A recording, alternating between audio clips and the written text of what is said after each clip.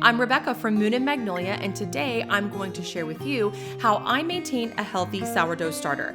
Now, this video is assuming that you are new to sourdough bread and keeping a sourdough starter. So this is really going to be from a beginner's perspective or through the beginner's lens. We're going to cover the basics of caring for and maintaining a sourdough starter, such as what to feed it, how to store it, what to do with that discard. I'm going to answer a lot of your troubleshooting questions and frequently asked questions, including why does my sourdough starter look like this? That's a little weird. Question number 1, how do you feed a sourdough starter? Here's good news for those of you who already have an established starter. The process for feeding your sourdough starter now is the exact same as it was the entire time you were working on establishing it. There might be a few changes in how frequently, but the process is still the same. 1 part starter, 1 part flour, and 1 part water. Now, if you don't already have a sourdough starter, be sure to check out the description box below because I have a video that's a full tutorial on how to make your very own scratch-made sourdough starter at home. And if you want this information in printable form, there's also a link for my free simple guide to making and using sourdough starter at home ebook. You can find more information about that below. But I do want to note that in my opinion, it is important to weigh your ingredients and not measure them.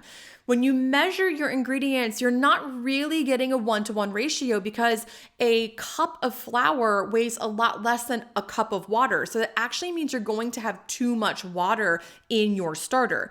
So I would recommend using a kitchen scale. If you don't have one, I have a link for one in the description box below and you can check that out. But I would recommend using a kitchen scale and weighing your ingredients in grams.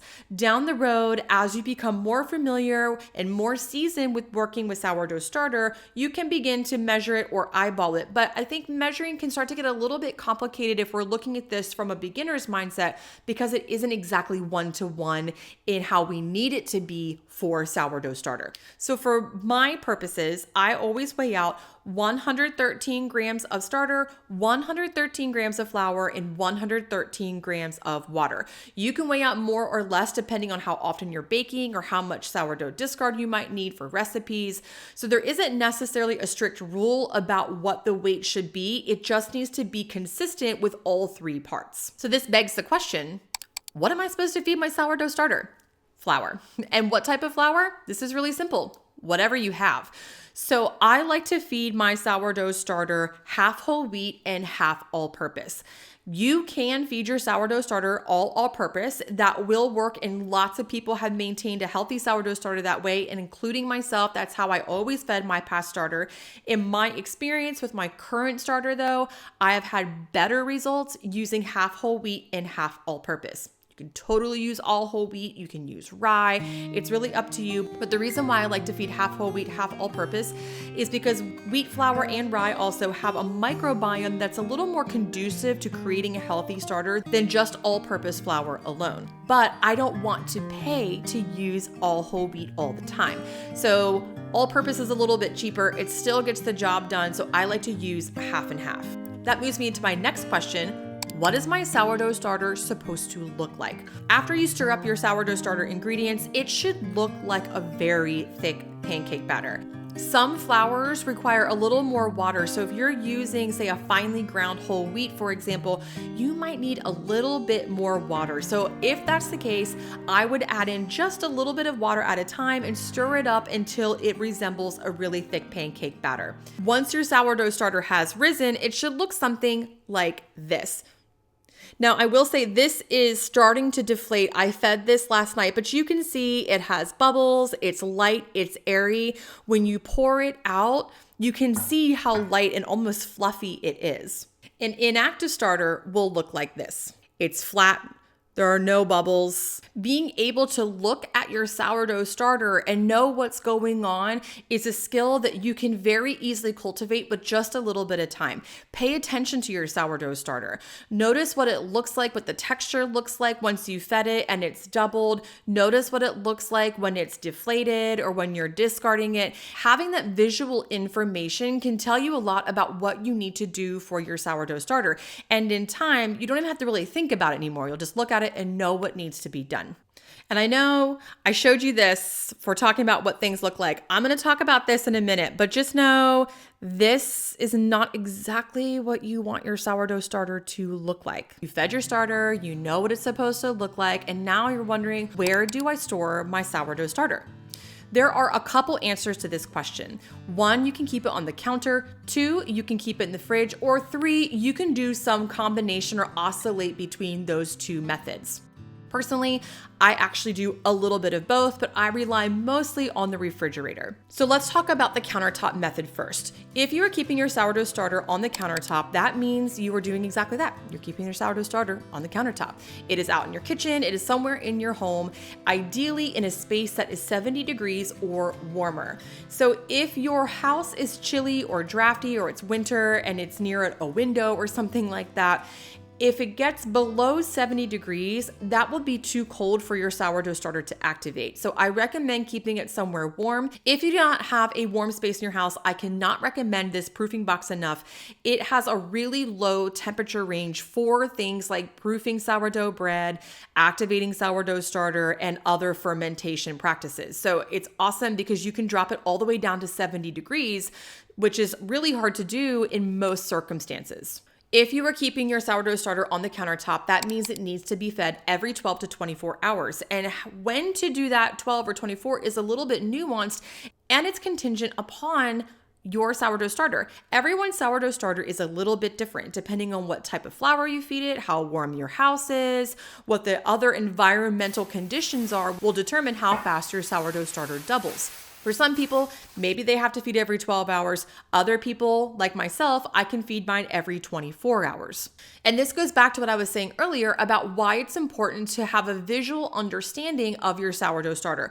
Don't panic. In time, you will totally know what to do and when to do it. But for those of you who are brand new to this and you're like, I don't know what I'm looking at or what I'm supposed to do, a good indication is to note when your sourdough starter has doubled and begins to deflate. You can really easily keep an eye on this by either putting a rubber band on the jar where your starter has begun, or you can use a wet erase marker and just make a little line there. So that will give you an indication or a measurement of how much it has risen, and then you can just pay attention to how long that has been.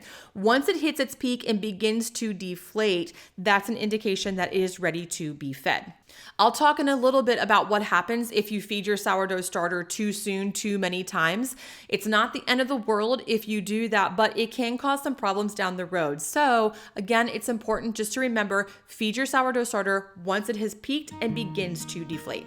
For a lot of people, myself included, having to feed a sourdough starter once or twice a day starts to get a little bit daunting. It's okay if it's every once in a while. Like for example, I'm filming this in January. We just got out of Christmas baking season. So I did keep my sourdough starter on the countertop all of November and all of December because I was baking like crazy, but now it lives in the fridge because I have slowed down how much I'm baking. So if you want to keep your sourdough starter in the fridge, it's very easy.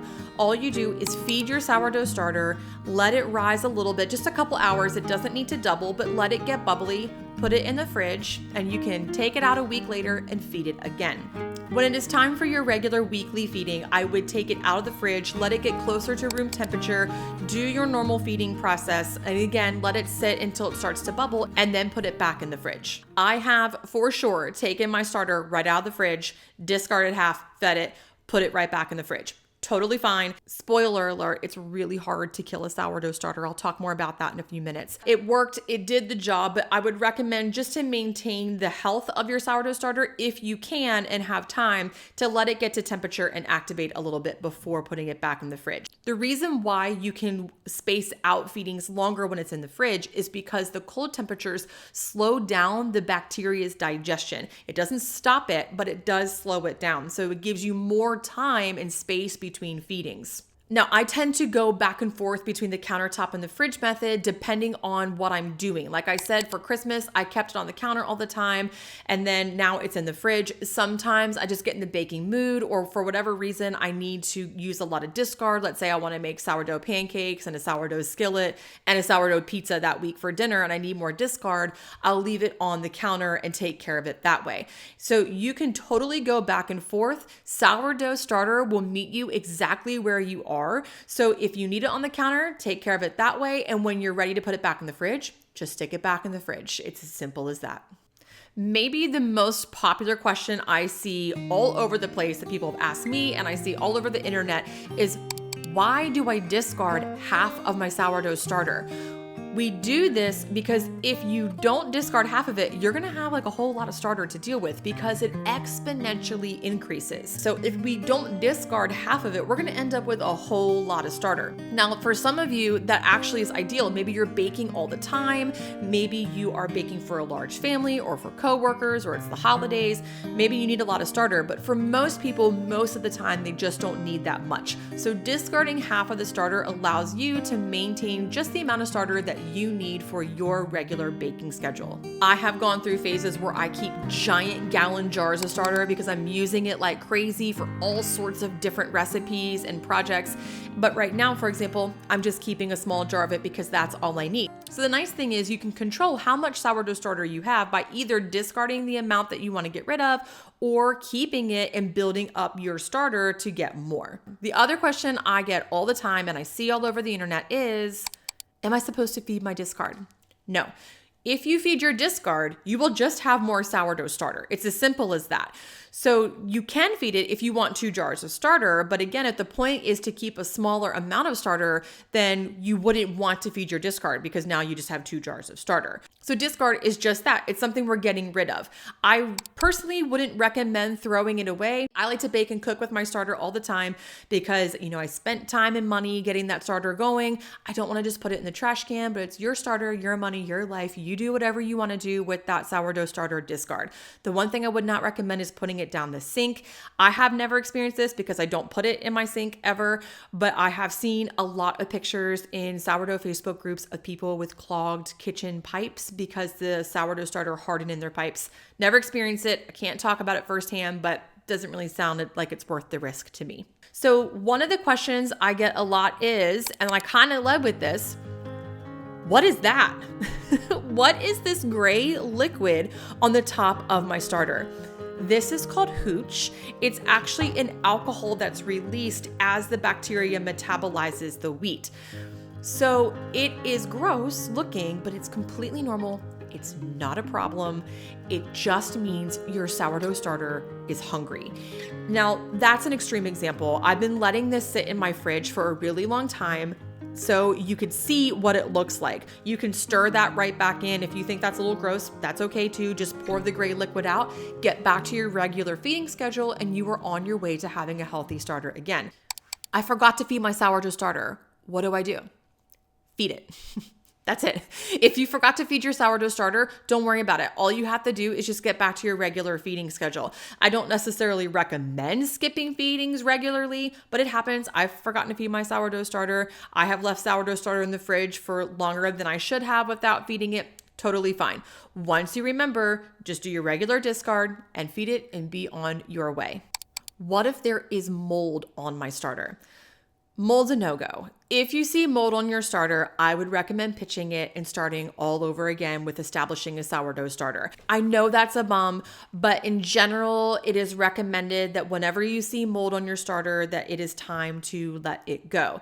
I have not experienced mold on my starter, so I cannot tell you exactly what would cause that or the conditions that would cause that, but it does happen from time to time. I see it in different sourdough Facebook groups, and usually it just means something was out of balance, something went wrong, and it's time to try again. Now, one way to avoid the travesty of having to throw away your starter and starting from scratch is you can preserve some of your starter so that way you can use it later to give your new starter a boost. I'll talk more about that in a separate video, but all you have to do is just spread a thin layer of starter out on some parchment paper, let it dry, and then you can store it in a jar or a vacuum sealed bag. And hopefully you don't need it, but if something goes wrong, you can then use that preserved starter to get your new one going. And you might ask the question, what am I supposed to use to cover my starter? If you have been working on establishing your starter and it's going well, that probably means you have figured the answer out to this question. But the internet, if you can imagine, it has a lot of opinions, and it even has opinions on what to use to cover your sourdough starter. There are a lot of people who say not to use a cloth lid and a rubber band. I have only used that in all of my years of experience with starters, but some people have said that using a cloth led to the growth of mold on their starter. That hasn't happened to me, so I can't speak to that. The one thing I can tell you with certainty is your lid should not be airtight. As your starter begins to metabolize, it will release gases. Those gases need to escape out of your jar, and they can't do that if your lid is airtight. So it needs to be either a cloth with a rubber band or a loose fitting lid. Not only will that let the gases out and prevent your jar from exploding, which would happen potentially, it also keeps dust and fruit flies and other things out of your starter that you wouldn't want in there. The best news about sourdough starter is it is extremely resilient. You have to work really, really hard to kill your sourdough starter. And what a relief that is. After all the pressures and responsibilities that we have every day, work and kids and home and operating a motor vehicle and all these things, how nice is it that we can just have sourdough starter and it can't go wrong. So if you have questions that I did not answer, be sure to ask them in the comments below. Also, don't forget to get that free simple guide to making and using sourdough starter at home ebook. The link for that is in the description box below. You can get everything in printable form, a bunch of my favorite sourdough discard recipes, and step-by-step tutorials for your sourdough starter, baking bread, and more. Thank you so much for tuning into Moon and Magnolia's YouTube channel, where we elevate the everyday from scratch and at home, and I'll see you again next time.